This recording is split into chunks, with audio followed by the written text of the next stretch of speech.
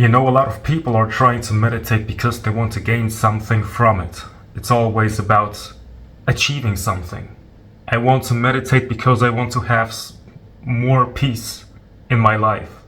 I want to attain enlightenment through meditation. It's like meditation became a technique that you can use. It's a tool that you can use so you can have an improved life. It's always about self-improvement. But as long as you're trying to use meditation as a tool to get somewhere, to improve your life, as long as you're using meditation, as you're seeing meditation from this angle, then you're not actually meditating. You have not understood what meditation actually is. It's not a tool that you can use to achieve enlightenment. To be real, it's actually kind of a dark truth that I want to tell you. Meditation is actually just dying. You are letting go of life. For real. It's like there's no goal in it. It is the end. You have to meditate as if you are dying. As soon as there is a thought, you're not fighting against the thought because you recognize how useless it would be to fight a thought because you're dying. You would recognize that actually you don't have to follow the thought because it's not important. You're dying. That's what meditation is about. But I feel most people are trying to meditate because they are clinging to life. It's like there is this survival instinct in the human being. I don't want to die. I want to survive. I want to cling to life.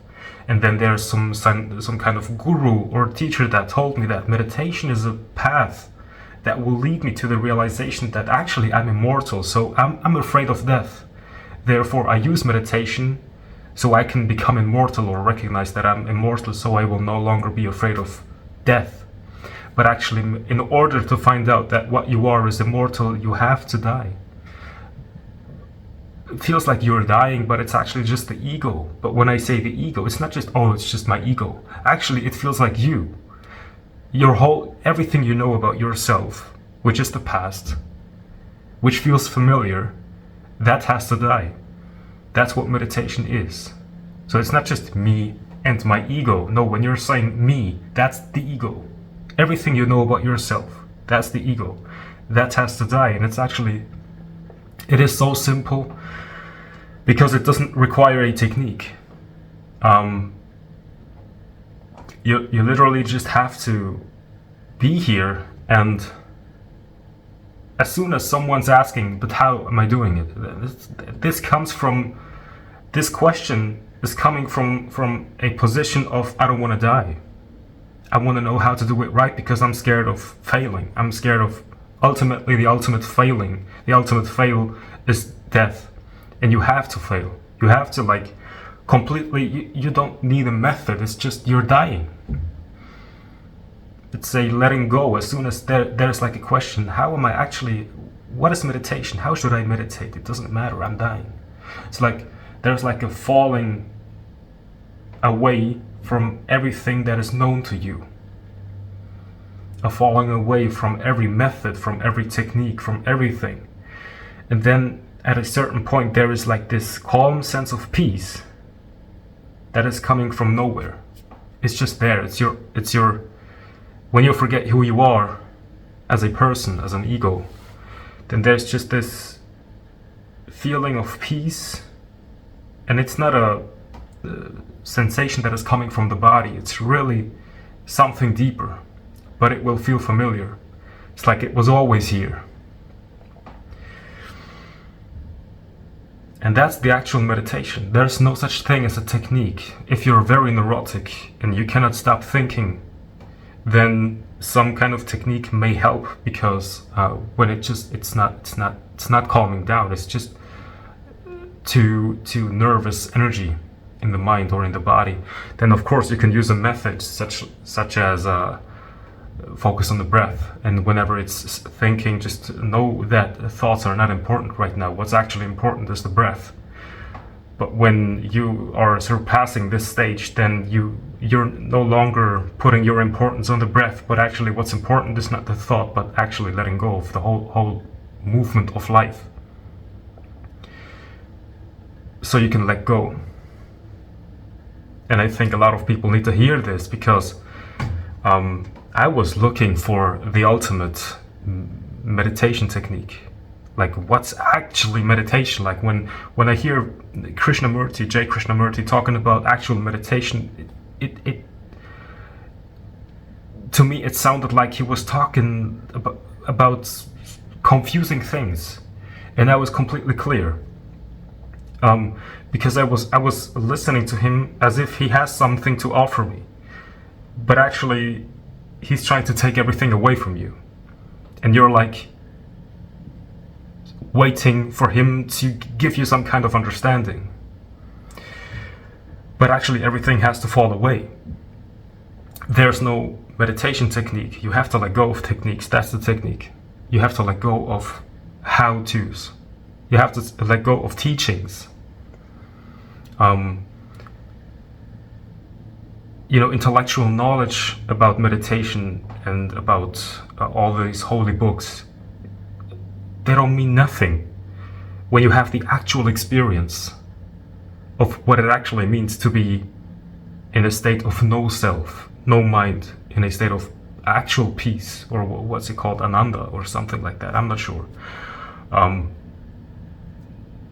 That's the actual thing, and as soon as you have a real experience of it, then all the knowledge there's no use in having knowledge about what it actually means to be awakened or something like that. Just this thing. Meditation is not for you. It does not bring peace. You have to let go of the desire to get some peace. You have to let go of this whole play of being a person, of life, of you relating to others. The image of you, the image of others that you are in some kind of relation with. Your life, your position, the role that you're playing when you are a parent, or when you are a boss, or when you are employed, or when you are... These are roles. But when you're dying, then these roles don't matter anymore. That's meditation. So that's when you actually wake up to how absurd life is, because everybody's playing a role. I've received a comment from someone, and he was talking about something that I had a conversation with my girlfriend a few days ago, and the guy in the comments, or maybe it was a girl, I'm not sure, was talking about he or she was always overthinking. He wants to be politically correct because this person does not want to be judged. So we are conditioned to put on this mask, to live through a certain program that makes sure that we cannot be criticized by other people, by society. We don't want to trigger other people because we're scared of being the bad one. We're scared of being authentic, actually, because people do not want you to be real. They don't want you to be authentic. They want you to be nice, pretend to be nice. I don't want to see your real face. I want you to behave I want you to treat me good, even if you wouldn't treat me good if you would be authentic. That's the programming. And when you're waking up and realizing that actually nothing matters, like my behavior doesn't really matter. If you're triggered, then that's just I'm not going to pretend to be someone who I'm not, just to make sure that you're not triggered. Like, I'm just who I am. And it doesn't bother me if you're just angry for no reason, just because your ego cannot take it. You're waking up to this stuff, and then everything it feels easy. It's like, it would be it's such a beautiful life to just know that this stuff doesn't matter. So I told this person to just be authentic, even if it means that he's not nice. Just be real.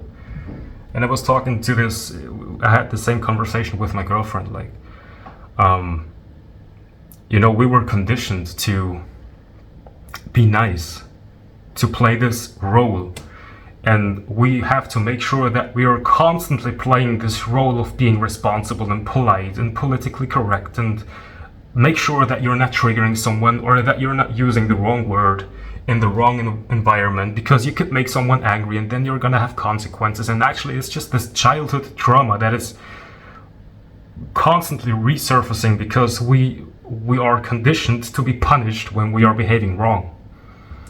But now that we are grown, we can just surpass that childish behavior of being triggered just because someone tells you some kind of word that you're somehow triggered by. It's childish, you know, and we can just wake up to the reality that actually words don't have any inherent meaning, and transcend your tendency to be triggered just because someone is saying something or behaving like someone is giving you like a side eye, and you're like, this person doesn't like me. It's like this image making about yourself.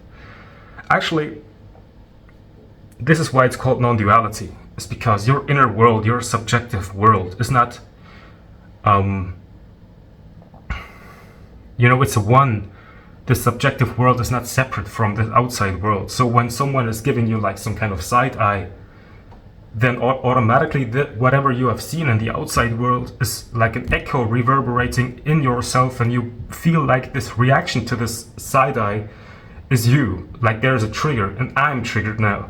But actually it's just one unitary movement. Like there's the side eye, there's like this, he thinks something's wrong with me. So it feels personal, but as soon as you would see that this reaction is not really personal, it's just one unitary movement, then you would see that your reaction is not your reaction. It's just reaction.